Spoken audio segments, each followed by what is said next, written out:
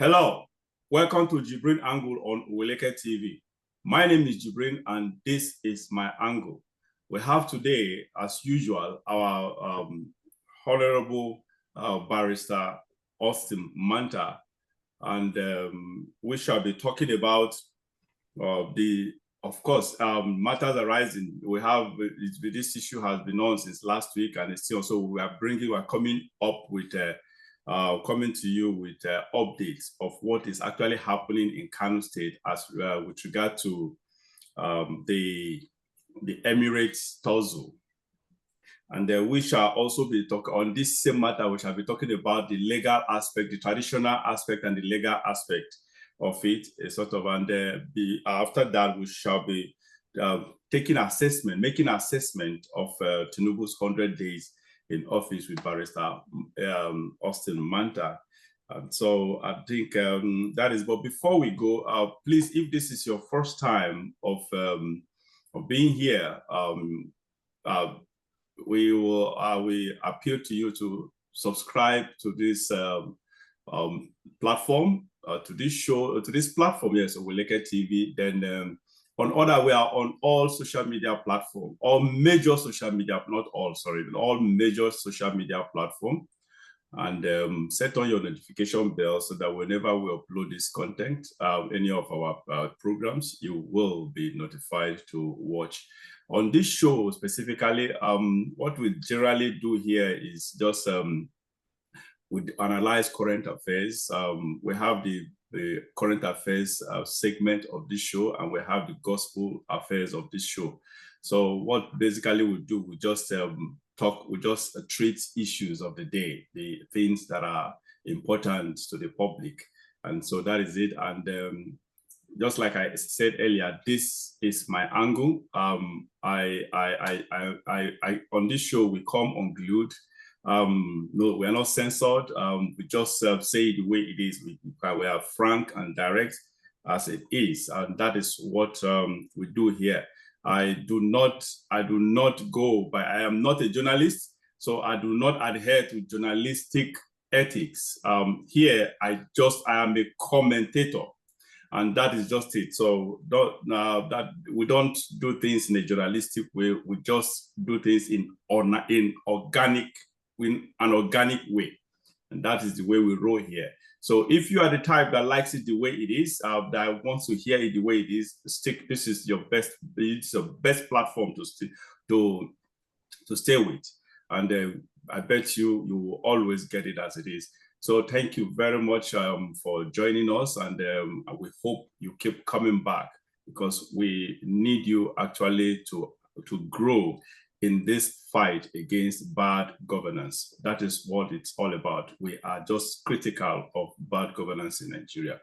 Once again, Barrister Manta, thank you so much for being with us again. Thank you. All right, let's go into it. Barrister, can you please give us an update of what is really going on? First of all, I just want us to delve into the foundation, briefly, the foundation of Kano Emirate. What is the norm? Before 2014, that the first time Sanusi Lamido was enthroned.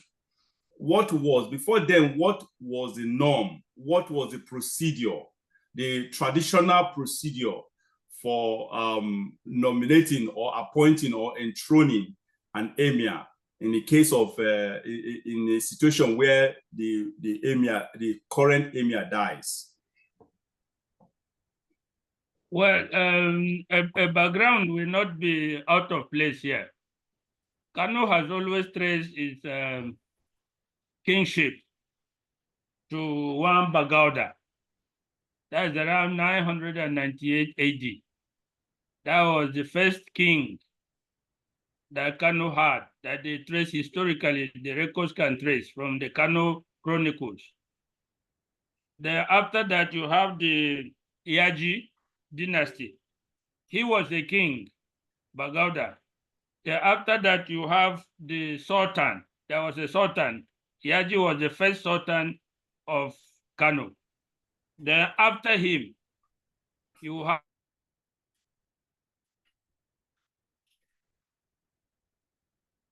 the in the modern era of Kano's emir is Suleiman. And this happened during the jihad, Usman Danfodio jihad of 1804. By 1805, he had overrun the Hausa kings of Kano and took over as emir and pledged allegiance to the Sokoto Caliphate. So in modern times, when we are talking about Kano emirs, you have to reference back to Suleiman, who was emir from 1805 to 1819. So that is the background. And since then, you have the dynasties of Suleiman and Dabo dynasties ruling Kano as emirs up to the present day. So before 2014, when Sanusi became the emir, he was the 14th emir, tracing back to Suleiman. And all the previous 13 emirs came from the lineage of Suleiman and the other king. Their emirship was always selected from royal blood, the son of the departed emir, or a person of royal blood, uncle, or something of that nature. So from Suleiman's dynasty, you have the Dabo dynasty, ruling Kano as emirs up to the present day. As of today, Sanusi is the 16th emir. He was the 14th emir. In between, the son of Ado Bayero was emir of Kano. After Ganduje has split the emirate into 5. So he is coming back now as the 16th emir of Kano.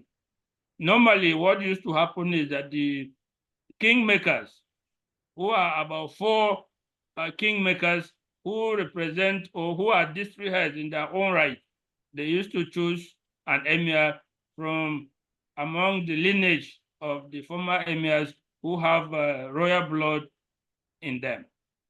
So in 2014, when Kwankwaso was governor and Abdul Bayero had died, the kingmakers selected Sanusi, and he was made the emir of Kano, the 14th emir of Kano. Now, excuse me. Now, in 2014, how did Sanusi emerge? How did he now, like you mentioned, which I think I wrote an article on to this effect, a sort of because I know somehow how the Kano Emirate works and worked prior to Sanusi's appointment. Now, but in your own review and knowledge, what was the status quo before Sanusi assumption as the emir? When I asked that, I've asked that question, but this time around in a different way. I'm asking it in a different way. I mean, what was the modus operandi? Just like you noted that the precedence then was the emir's, the deceased emir's son takes over. So how did Sanusi, what was the yardstick that made Sanusi eligible to circumvent that trend? Well, don't get me right. I didn't say that succession was exclusive to the children of the late emirs. It could be anybody from the royal lineage, a person of royal blood. Now, where does Sanusi fall into in the lineage? Where does he belong? Sanusi's grandfather was the emir, and his own father was the royal royal blood. He was the Chiroma of Kano. His own father was the Chiroma of Kano, and his own grandfather was the Emir of Kano. Okay, so he comes from royal lineage. So basically, he is eligible to be Of course, he was and he is eligible to be made an emir. But don't forget, like I said, there are 4 kingmakers that used to sit and recommend an emir to the governor. Yes. But in the circumstances of Sanusi, when Ado Bayero died, the most popular candidate was the son. But you have to trace back and see that Sanusi had been preparing himself for a long time. Publicly, he acknowledged that his only ambition was to become the emir of Kano. He said it publicly. And even while the late emir was alive, he had already bought the Liguriya of the emir. He had bought everything. He had begun to count people, count the kingmakers, count other influential people, the politicians, the governor, and others. And circumstances played in his hand. You remember, he was governor of Central Bank, and he raised a spurious allegation that there was a gap of $20 billion that was not accounted for. And he made it public. And this annoyed the government of Jonathan, because they said they have looked at the records and they cannot see how 20 billion could have disappeared. So, and based on his position as CBN governor, he should not have gone public with such an allegation. So he was in conflict with the government of Jonathan. And for that reason, he was removed as CBN governor. It so happened that Kwankwaso, who was the governor of Kano, was also at loggerhead with Jonathan with President Jonathan. Yes. So circumstances conspired to bring them together. So the appointment, Kwankwaso as governor used his position to ensure that Sanusi became emir to spite President Jonathan. So you see how circumstances conspire at that time, even though the popular choice at that time was the son of the late emir. But using his position as governor, he made sure that Sanusi emerged as the emir. Now, at the time that Kwankwaso appointed him as the emir in 2014, was that done legally? That is through the legislative process? Was that just like what was done last week in this case to reinstate him?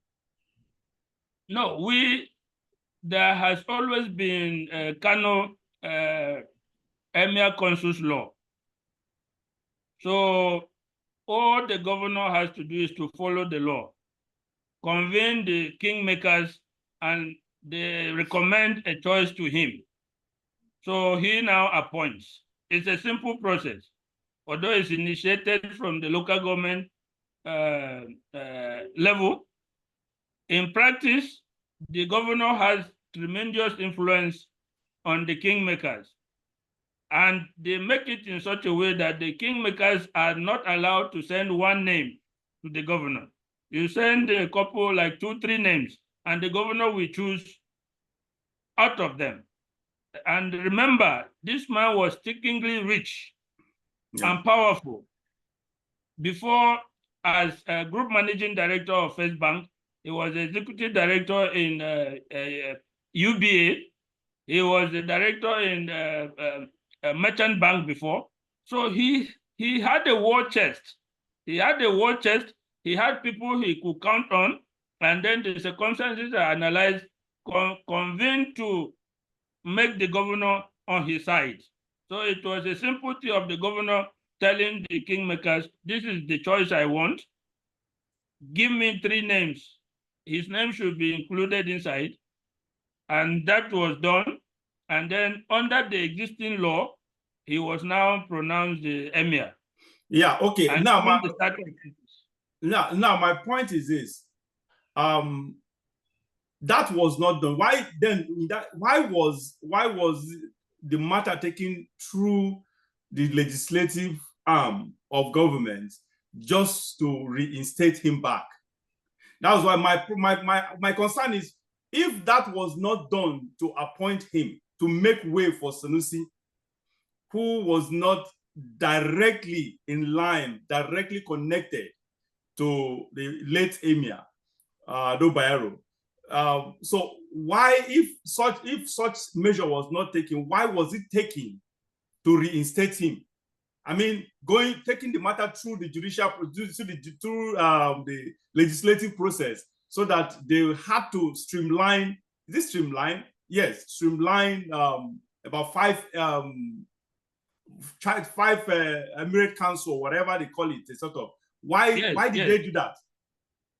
It's a simple thing. Like I said, there was in existence a law, and that is not only in Kano State. Throughout the state, there are laws for succession of kings and emirs and obas and the Igwes. So in Kano too, there was a law, Kano Emirate Council law, under which all previous emirs were appointed. Up to the appointment of Sanusi in 2014, the law was there. Now, when Ganduje became governor, that's where things started to change. He now went to the House of Assembly. The existing law was abolished, and the Kano Emirate was split into 5 emirates. Before, the Emir of Kano was just one emir of the 44 local governments of Kano. But by 2019, when Ganduje was governor, and in order to remove Sanusi as emir, the House of Assembly passed a law which Ganduje as governor signed, splitting the emir into 5 emirates, and then deposing Sanusi as the emir of Kano. The emir of Kano was now reduced to 9 local governments instead of the 44. The other 4 emirates also had local governments in their care, Rano, Karaye, and the others. So that is the position that Sanusi was removed, and the son of Ado Bayero was appointed emir of Kano, but with a reduced power. Instead of being the emir of Kano over whole of Kano, it was only emir of Kano over 9 local governments. The other 4 emirs took the rest of the local governments. That was the position from 2019 to this year.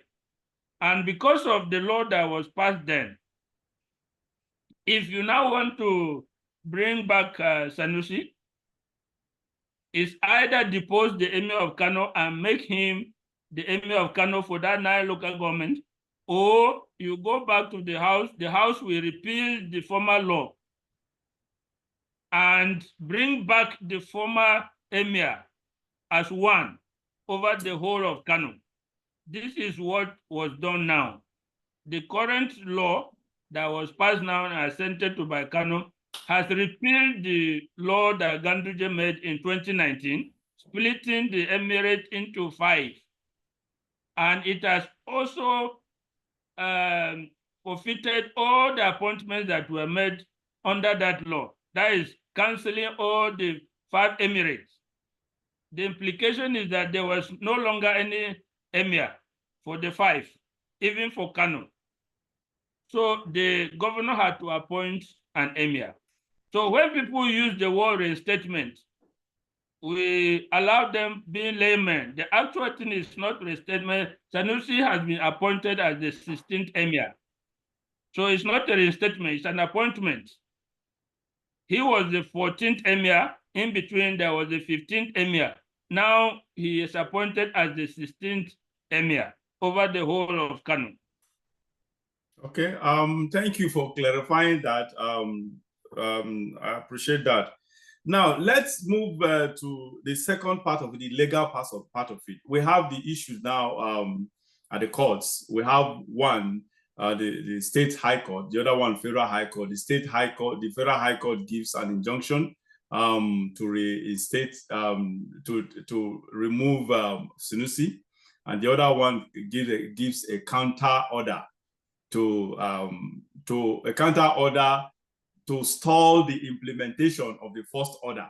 So both of them are high courts, are equal courts of jurisdiction. What is your opinion on this?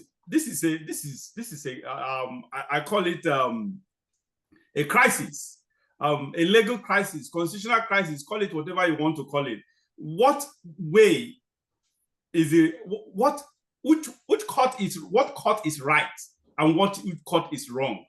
Please, you are a lawyer of 40 years, about 4 decades. So you have seen everything one can talk about law, especially constitutional law in Nigeria. You've seen everything. So you are in the best position. You are in the best position to actually give us the right answer to this. Barrister, what court is on the right footing here, legally? Yes, JIBRIN, this is a needless controversy.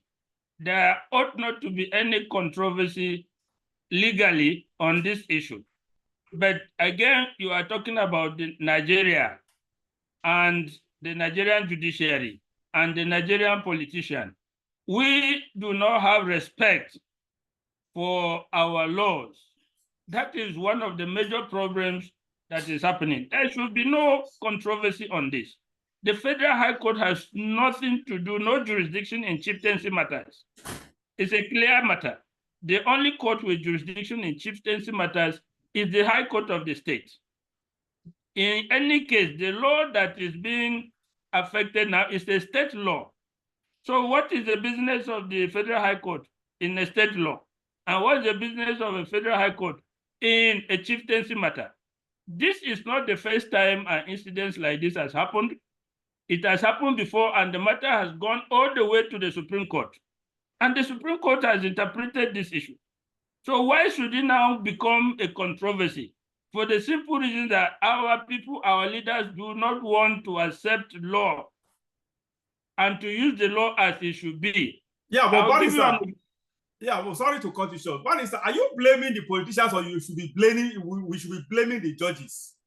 Both the judges and the politicians and the Nigerian people, because nobody wants to accept. The law is there clear, crystal clear, but you still go to intrigue and obtain an order in a court that has no jurisdiction to take the matter.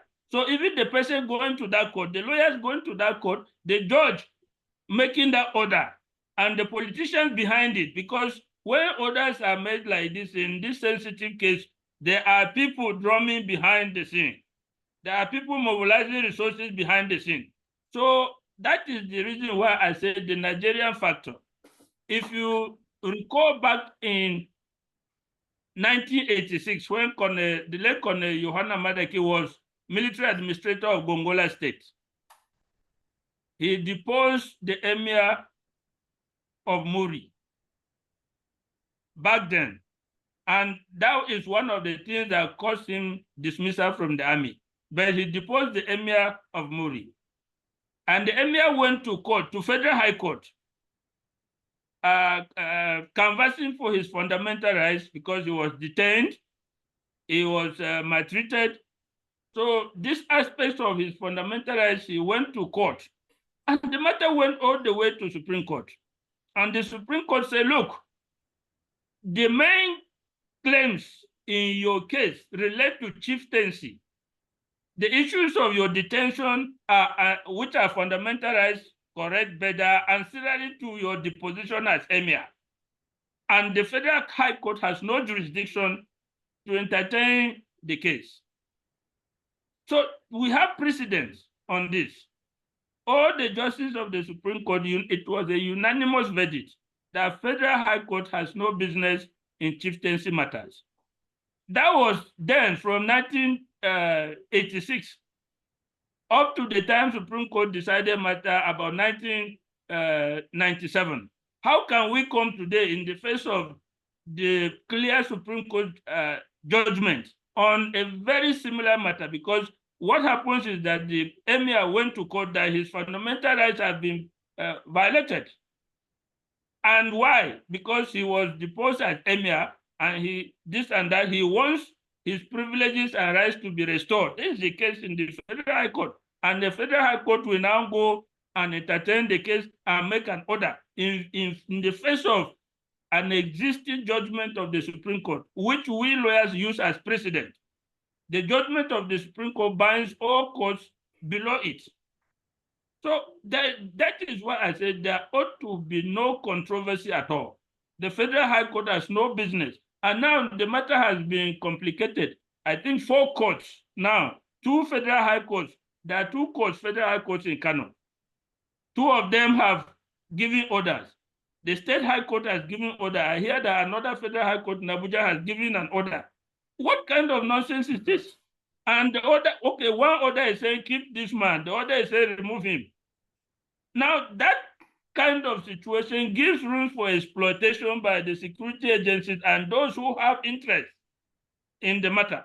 When the courts themselves are fighting, giving contradictory orders and judgment, political actors, powerful people, security agencies who have interest will exploit the difference, the problem, the conflicts.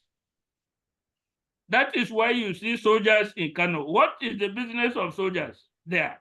They have not been invited by the state government to maintain law and order. But the conflicts and this kind of problem that the judiciary is creating is what allows this kind of shameful things to happen. All right. Now, in your own capacity as a very, very senior lawyer, and not just senior lawyer, but a political analyst and commentator, based on your experience, what do you think, can you advise the authority on the way forward, how to actually achieve normalcy in Kano, especially at the Emirate level? What is the way forward? What do you think is the way forward? How do you think, what step do you think the government should take? Is it political or legal? Now that they say the courts is a platform for the common man. Unfortunately, in the Nigerian context these days, we no longer see justice at the judicial level. What we see is just a mess full of corruption, sort of. So, what do we do? Is this supposed to be? Should they take the political part, or probably the federal government intervening and just being the peacemaker here to say, okay, you have to leave this, and that this person has to leave that, and this thing has to remain, or whatever? Or the Chief Justice or the Federation should call the courts to order. And like I said earlier, we are going to be having a segment that has to do with judiciary. We'll be talking about that extensively, because the judiciary, we have so many things to talk about the judiciary. So, or should the what's his name? The Chief Justice of the Federation call the courts to order, or probably take up this matter? And what solution can you proffer? Well, the solution to any crisis is law. Let the right thing be done. Let the law be followed. In this instance, we are not talking in a vacuum. We are talking in a situation where, in a similar situation, almost 100% similar, our highest court, the Supreme Court, has already decided. If we follow that precedent, there will be no crisis. Remember, back in 2019, when Sanusi was deposed, he did not challenge it. He accepted it and he left. That is not to say that the present emir has no right to challenge. If he feels that his deposition is wrong in law, he has the right to ventilate his grievances in a court of law, the appropriate court. What is happening now is not the right thing to do. I will still go back to the example I gave you of the Emir of Muri. They went to court on this fundamental rights that carried all the way to Supreme Court. Supreme Court said, okay, the Federal High Court has no jurisdiction in your matter, so we are striking it out. It's the State High Court that has jurisdiction. They now came back after so many years of dragging the case from Federal High Court to Court of Appeal to Supreme Court. They now came back to the State High Court and filed an action that his deposition was wrongful. Again, they used a wrong procedure. They came by originating summons instead of writ of summons. And the matter again went all the way to Supreme Court, and he lost. The Supreme Court said, look, you have come to the right court, but with the wrong procedure. So again, you don't have any remedy. So if you are a lawyer for the emir, you can just look at these things and follow the right procedure, no matter how it takes. Emirs have been returned. Emir of Suleja was returned after 16 years legal battle, was returned. So if we do not want to follow the law because of time, fact, it takes a long time, we are always going to have this kind of problem. If something happens and you want it resolved immediately in your favor, you are going to have conflict because the other person too wants it resolved immediately in his favor. It is when they see that the law is not on their side that they begin to undercut cut corners and manipulate the legal system in order to achieve what they want to achieve. If the emir, as far as I know, the House of Assembly passed the previous law, they also have the right to repeal it. This one, nobody can dispute that. The House that passed the previous law has the right to repeal the law. They have repealed the law. If the emirs who have been removed are not satisfied, if you think there is something there, go to court properly in a state high court and ventilate your grievances. And by the way, the other emirs have accepted their deposition. Is only one, the emir of Kano, that is resisting. And this resistance, if care is not taken, can throw Kano into bloodshed.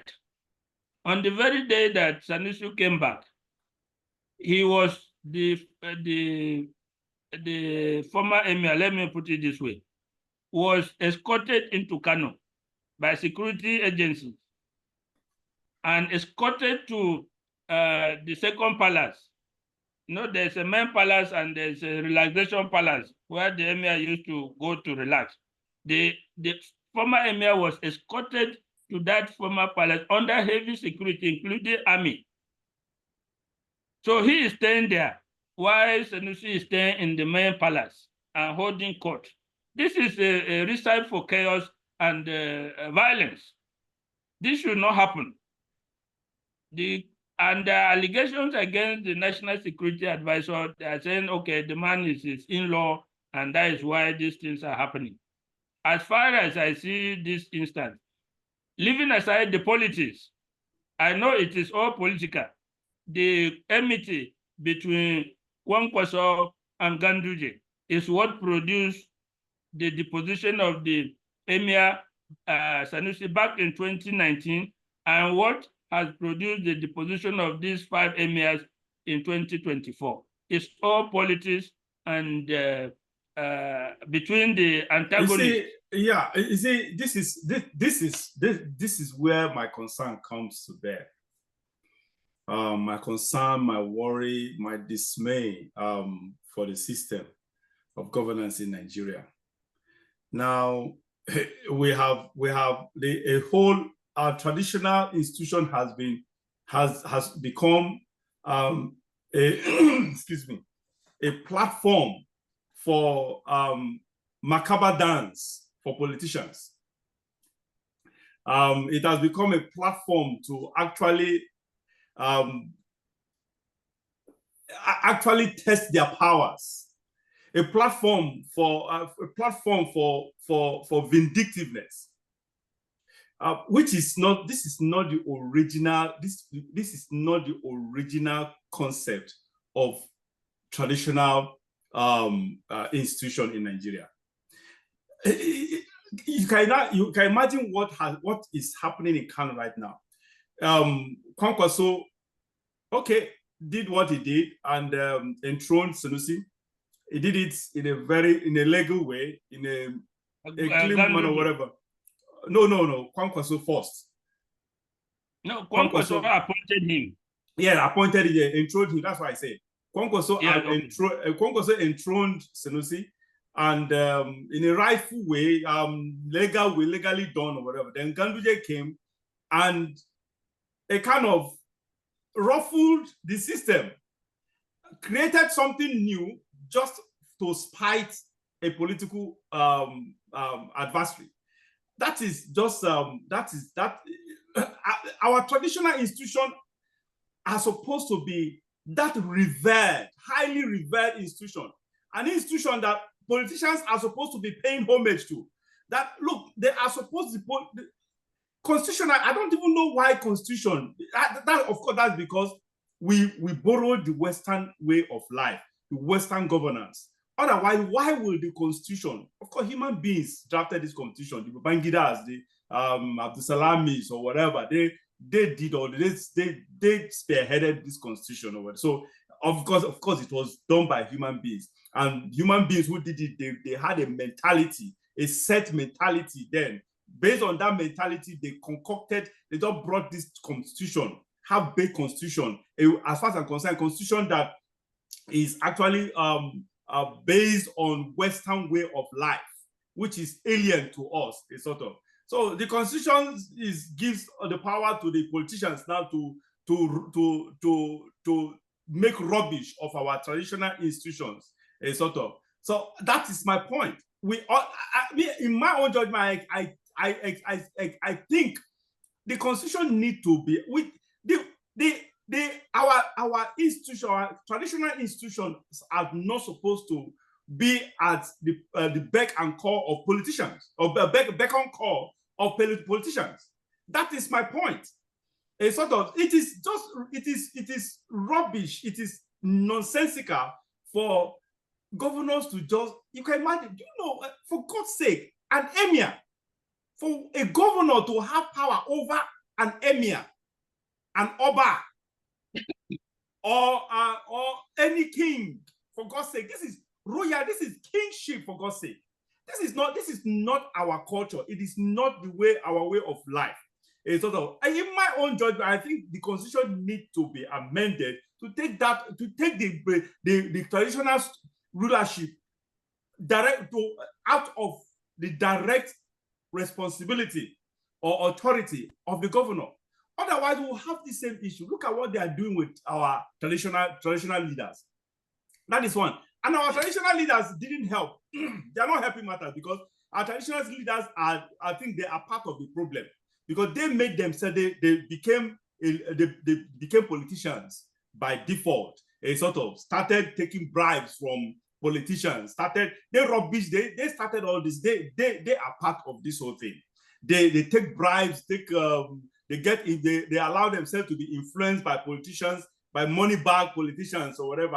As such, they end up taking sides. Traditional rulers are supposed to be mediators in the society, but what we have had over the years, our traditional rulers have become a pawn for the politicians, a tool for the politicians to use to project, to advance their selfish cause, a sort of, and that is a problem. So I think, just like we always say, it takes two to tango. The problem is not just the politician. The problem is also also from the traditional rulers, because both sides have actually bastardized the foundation. They've actually destroyed, damaged the foundation of traditional institution in Nigeria. That is my problem. Let me add that the politicians bear the greater responsibility because they have the power. It is an unequal relationship as between the governor and an emir, or a chief, or an oba, or an igwe. Because if you do not dance to the tune of the governor, they will remove you. There are other sanctions that they will deal with you. So the traditional ruler is in an inferior position to the governor. Apart from the fact that the governor appoints, he has power to remove. And then a typical Nigerian politician has no limit. He has no caution. He does not know where to apply brakes. Everything that he has touched his hand, he has tried to destroy in Nigeria. They have destroyed the judiciary. They have destroyed other institutions, the police force, everything, the civil service, because they do not apply caution. They do not know when to stop, like advanced countries, whereas at the end, somebody will say, oh, the interest of the country is paramount. The Nigerian politician does not know that. As long as he wants power, he will go to any extent and trample on anybody, remove anybody, destroy or kill anybody to get that power, to remain in that power. So that is the crux of the matter. By the way, this is not the first time an emir in Kano has been deposed to.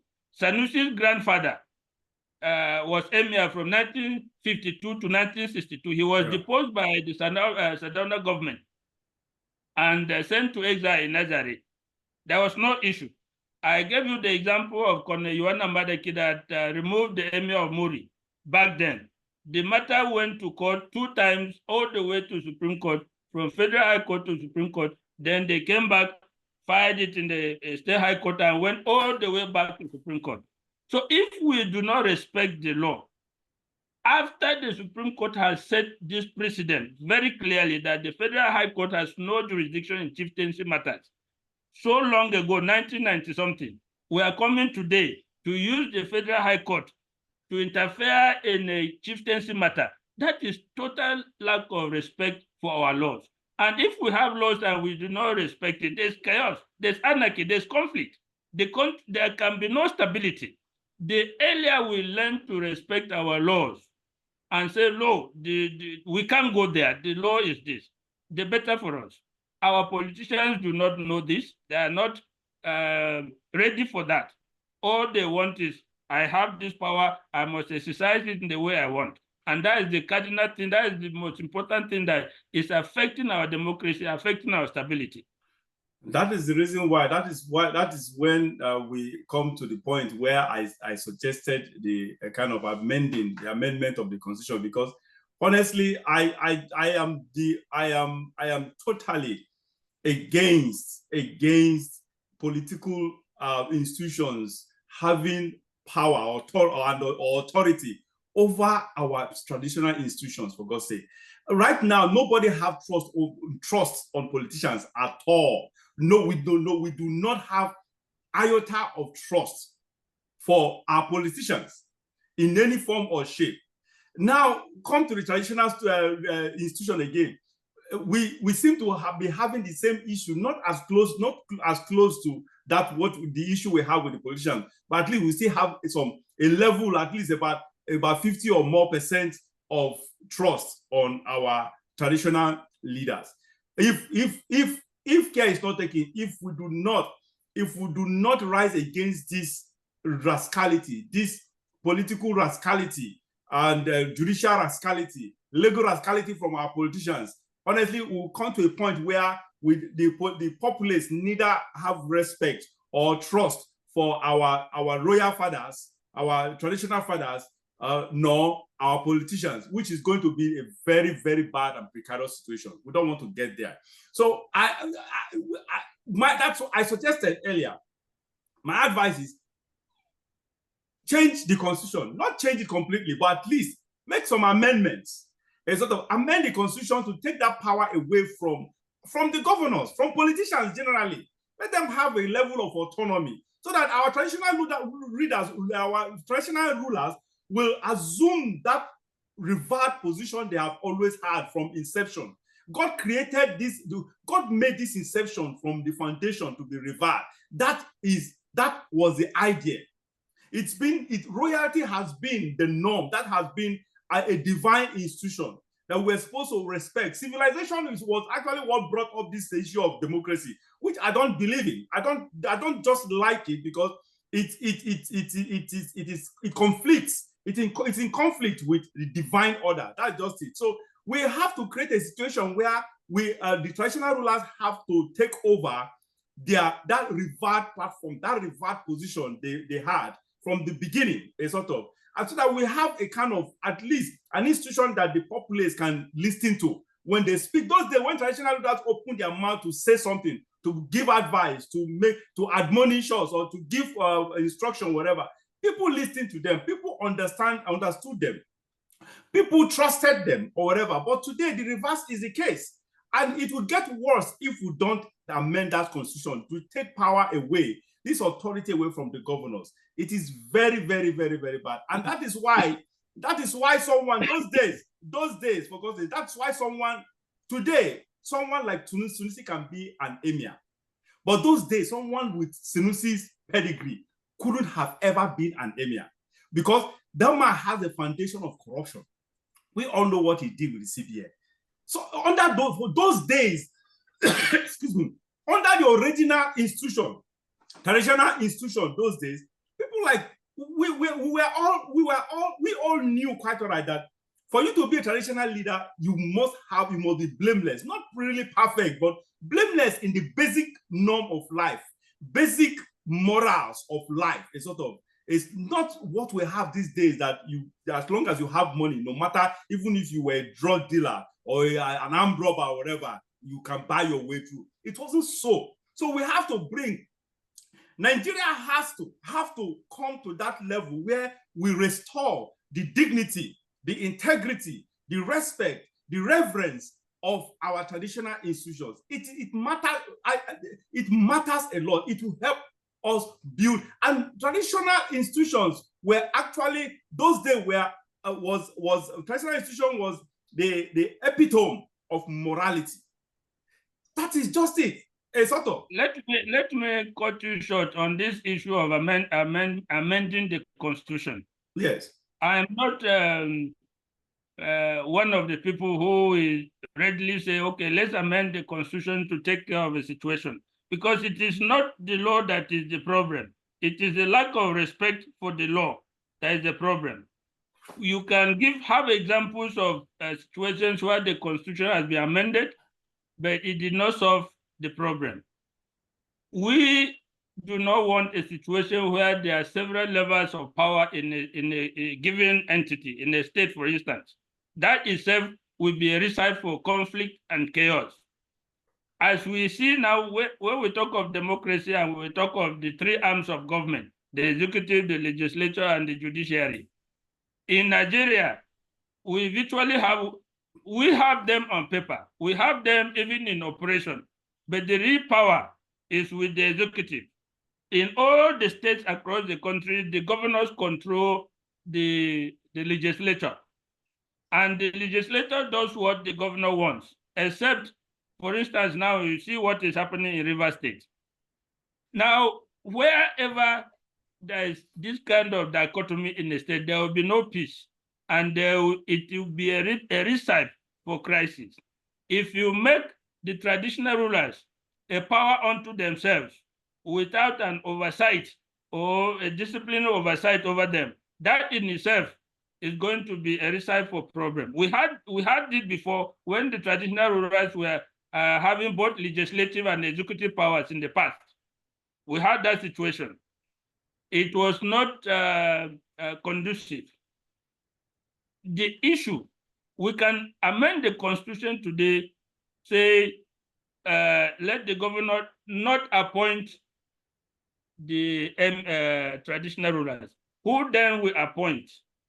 We are creating a new level of corruption, a new level of power play. No. Who then will appoint now? That takes us back. Let the institution itself, just like what is done, what is done at the judicial level. Who does that? Whatever. We have the NJC, National Judicial Council, whatever, that does all their whatever in-house thing. The traditional institution should have the same mechanism, where you have council of chiefs or elders that comes together, just like in royalty, that actually makes the decision on who to become, who to nominate, who to appoint to be the next king or the next emir or the next royalty or whatever. That is the point. Even at that, who told you that the National Judicial Council is able to properly polish our judiciary? Are we not complaining now that the of course, judiciary we is have corrupt and run down? We have that. But we are complaining that the judiciary is not well polished. That there's corruption all over in appointments, in everything. So that to me is not right now. The campaign to to create state police. I just shudder. I've lived in Kaduna State since 1985. I went to school in Kaduna. I shudder. I've seen the governors come and go. I shudder at the possibility of Governor Rufai having a police command at his beck and call, the one he can do with. I shudder at the thought of a Wike having the police under his 100% control. You know what that will translate to. So the problem is not just in tinkering. We have tinkered. As of now, we have the 5th alteration of the Constitution.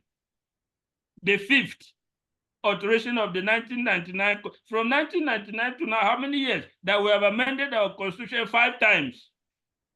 And we are nowhere near anything that will resemble a proper democracy. We don't have. The checks and balances meant to assure the ordinary citizens of their liberty, of their freedom. They exist on paper and very rarely used, but they exist in the breach. We have them. You get a judgment against the police, against the army. How do you even execute? How do you collect the money? We have serious problems of lack of maturity in our politicians. And as long as that is there, no matter whatever law you make, amend the Constitution 20 times, they will always have a way to maneuver and manipulate it or out.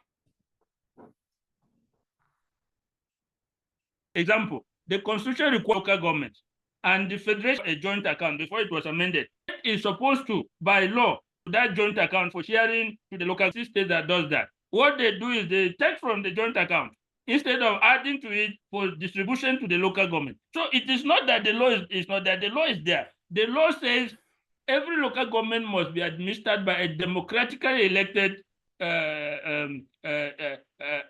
people at the local government. But that provision exists only in the breach. This is a constitutional provision. All across the state governments are having caretaker committees, appointing caretaker committees across the board. All right, Barrister. So the Constitution is there, but the lack of respect for it, the lack of obedience and fidelity to that Constitution is one of the major problems we have. All right. Thank you for all that. All you have said makes sense to me, actually. I think I agree with you to an extent, a sort of. It's obvious based on everything you have just analyzed legally. The law is on Sanusi's side because he was, in the first place, he was appointed nothing was ruffled. This institution was not ruffled for his appointment to take place then in 2014. A sort of. So actually, Ganduje, we thought you have just, which is the truth. What you said, Ganduje just came, created some stuff or whatever, and made something new out of the old or whatever. So I think we're going by the conflicts in the 2 or 4 high court orders or whatever.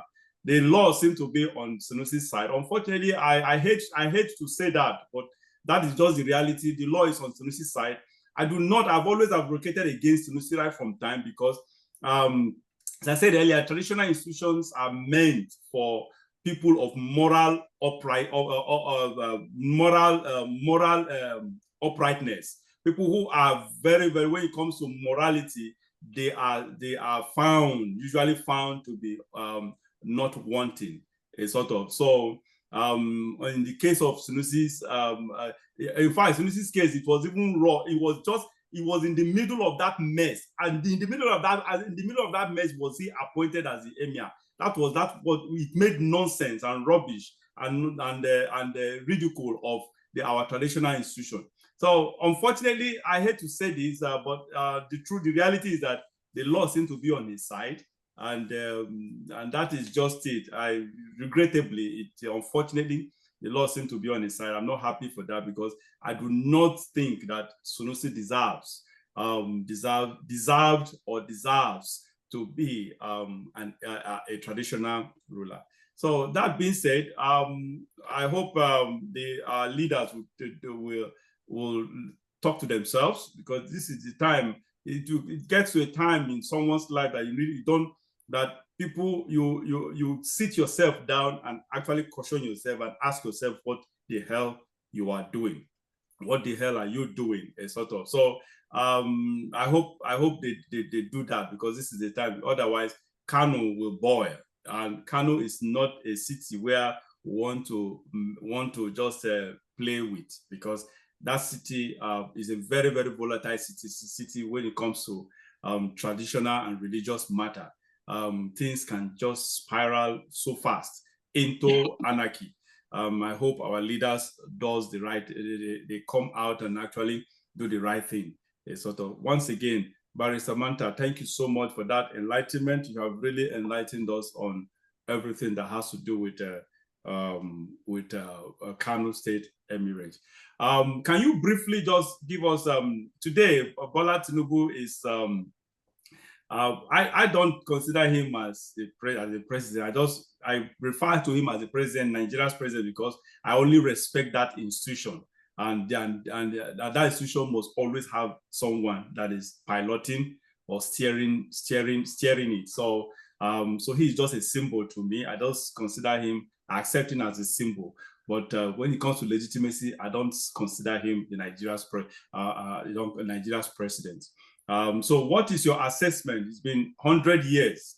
Can you briefly just give us an assessment, your review of Tinubu's administration of 100, did I say 100 years? 100 days. 100 years, actually 100 days. God forbid bad thing. My God, Tinubu for 100 years in Nigeria, we're in trouble. No, sorry, 1 year. Sorry, it's 1 year. Sorry, 1 year. Can you imagine? I beg, no, please, pardon my emotions. Sort of. So 1 year, not 100 days. Sorry, 1 year in office. Yes. Please go ahead, Barrister. Give us just a rundown, just briefly rundown of what you think he has done. Because what good did you see, and what bad did you see? It's very difficult for me to say any positive thing that Tinubu has done, because I see none. But I can mention a lot of negative things that have happened. But you have seen, Barrister, you have seen none. But did you hear that at least he has achieved something? One thing we had recently was last week, that he was able to achieve the issue of passing into law, reversing going back to our old national anthem. Is that an achievement? Should that be what should be our concern at this point? You see, this country is funny. If you are confronted with a multitude of problems, are you not going to start solving them in the order of priority? That in the order of threat to your economic and financial and political stability that you have? What happened? Have they subjected something like national anthem? Have they subjected it to debate as between the old anthem and this one? How do you just go to National Assembly, pass? And I read today that he has already assented to the bill without letting Nigerians debate. But Barrister, sorry to cut you short. Barrister, I talked about this in our previous show, that this is one thing I think that was the last show we had. I talked about that. I noticed this penchant for impunity with Bola Tinubu. Everything he has done, both the policies and approval for one thing or the other, he has never sought the pulse, the ideas, the ideas of the general populace of Nigeria. He has never done that. When he did the issue of taking off away subsidy, fuel subsidy, petroleum subsidy, he did that without consultations. When he did the one for electricity, he did that without electricity tariff. He did that without consultations. He did not. I told you earlier, every responsible government, what they do is when they want to change, if there is a new policy they want to pass into law, if there is a policy they are, excuse me, they are cutting, or they want to project, or they want to bring to bear, what they first of all do is to make it filter into the public, filter to the public for people to debate it. Sometimes they deliberately say it out through their spokesperson, but sometimes they do it by leaking the information out, because so that they will be able to feel the pulse of the nation concerning that. They will be able to build, that will build their decision. That would be a catalyst to their decision on that matter. But in the case of Bola Tinubu, it has never been everything. All that's his president so far for 1 year. For 1 whole year, that has been his president. He doesn't consult. He just comes out one morning and decides to do something. He did that with the Lagos Calabar Coastal Highway without consultation. You just hear the moment you hear the rumor, you hear a rumor of one thing that Bola Tinubu wants to do. The next day, you see the thing happening. Which system works that way? No, systems does not operate that way. Who does that? So that is the point. So you shouldn't expect anything good from Bola Tinubu. That's just the truth. Like I said, it's going to be very difficult for me to see any positive achievement of this man. But I can read out a lot of negatives that have happened in the 1 year of his government. His policies have caused a cost of living crisis in Nigeria, resulting in unbearable hardships. Terrorists cannot take care of families, feedings, school fees, all night running around. We have, a galloping inflation of 28%, a 28-year high inflation of 33%, and the food inflation is up to 40%. Just look at that. Feeding, the inflation in food products is up to 40%. There are 20 million children out of school in Nigeria. There are 130,000 registered doctors serving a population of over 200 million. The United Nations ratio is 1 doctor to 600 patients. At the rate we have now, 1 doctor is treating 1,500 patients. I can go on and read out the negative consequences of the policies that he has had. And not that we can project and look forward the next 2-3 years and say that these policies will make things better. No. Nobody can say that. We can only say that it will go worse. The government has opened its mouth like a sea to absorb money in the form of taxes, several taxes across the board. Increase this, increase that, increase that. You do not grow an economy from taxation. You grow an economy by production. You now bring these taxes, increase in fee to kill that production that will grow the economy. So how can you look 2-3 years ahead and say, okay, by this time, these policies will begin to make the country better? When production is going down, companies are running away from Nigeria. Who have the capital to bring employment, they are running away. So where is the confidence that after his 4 years, things will be better in Nigeria? We don't see it. We don't see anything that will convince us or give us optimism that after a while, these policies, these IMF and World Bank induced policies that have bankrupted many countries, that in Nigeria they are going to succeed. There's nothing like that. Absolutely. We are only going to be impoverished more and more.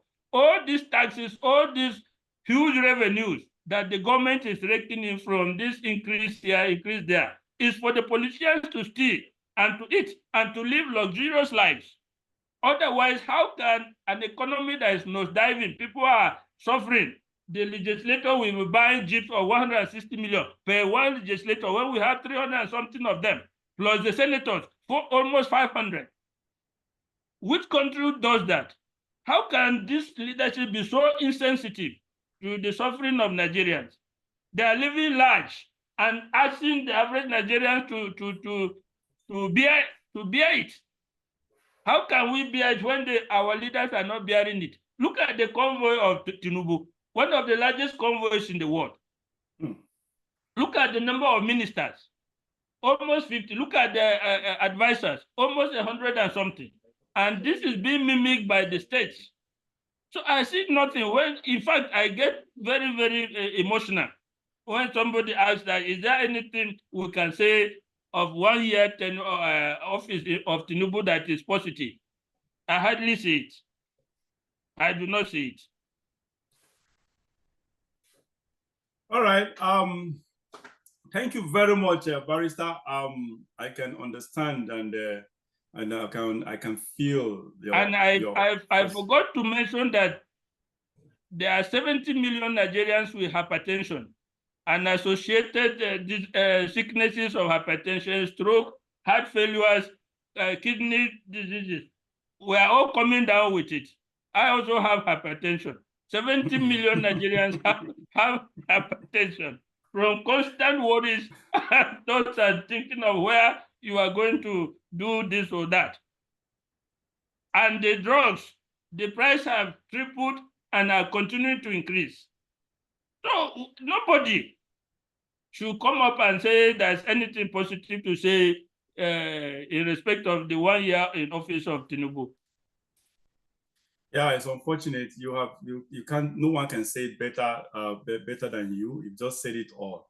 You've really poured out my heart. You've really spoken for me, and I think as such, I hold my peace because you've done what I actually wanted to do, even better than myself. And I can empathize with you. I can feel your frustration about the Nigerian system, and that is just it. It's unfortunate we found ourselves here, and we're just hoping to survive. What we pray for is just for survival this time around, because just like you noted earlier, there is no end in sight. There is no light at the end of the tunnel. When someone is passing through hardship and you raise your eyes, you raise your head and look at the end and visualize the end. The moment, if you can sight a ray of light at the end, it boosts your morale, it gives you encouragement, and it keeps you going, because you are seeing something. You are seeing a light over there at the end of the tunnel. But in the Nigeria's case, unfortunately, everything is just doom and gloom. Everything about Nigeria's future, because our leaders are not giving us the sign to actually see that light. All the signs around, especially Tinubu, all the signs around Tinubu is about gloomy future that is so gloomy and dark. That's the unfortunate thing. We just pray that God will help us intervene, because we need intervention. We don't want to see, excuse me, we don't want to have another 7 years or another, by 2027, we have another 4 years of someone like Tinubu. Tinubu is wrecking this country, it's killing us. I hope we will really rise up to the occasion, because we need to. It has become expedient for us to do that. Once again, thank you, Barrister Manta, for everything you have just enlightened us. You've just said it as it is, as it ought to be. We appreciate that. Once again, viewers, this brings us to the end of the show today. Join us over the weekend, I think on Saturday, for the next segment of this show. We shall be coming to you with a very interesting topic, and we believe that you will enjoy the show as always. Once again, if this is your first time, please subscribe. If you have not subscribed, if you are a returning audience, you've not subscribed, please subscribe to our platform at Oweleke TV. That is all major social media platforms. We are on them. And so that is just it. Set on your notification bell so that whenever we upload any of our programs or we start any of our programs, you'll be notified to join us. Thank you once again. Barrister, once again, thank you for your time. Thank you.